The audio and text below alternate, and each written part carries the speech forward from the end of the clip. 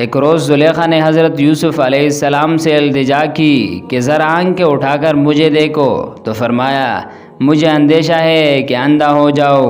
وہ کہنے لگی تمہاری آنکھیں کس قدر خوبصورت ہے، تو فرمایا جب میں قبر میں اتارا جاؤں تو میرے چہرے کی جو چیز سب سے پہلے گر جائے گی وہ یہی آنکھیں ہیں۔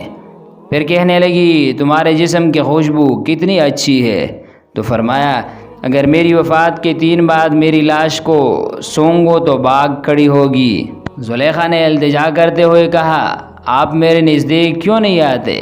تو فرمایا تم سے دور رہ کر خداوند عالم کی قربت حاصل کرنا چاہتا ہوں۔ اس نے پھر التجا کی میرا بستر ریشمی نرم و ملائم ہے، اٹھو اس پر چل کر میری خواہش پوری کرو۔ تو فرمایا مجھے خوف ہے کہ جنت میں میرا جو حصہ ہے وہ ختم ہو جائے گا۔ کہنے لگی اگر تم میری بات نہیں مانو گے تو تمہیں شکنجوں میں جکڑ کر رکھ دوں گی۔ تو فرمایا خدا میری حفاظت کرے گا۔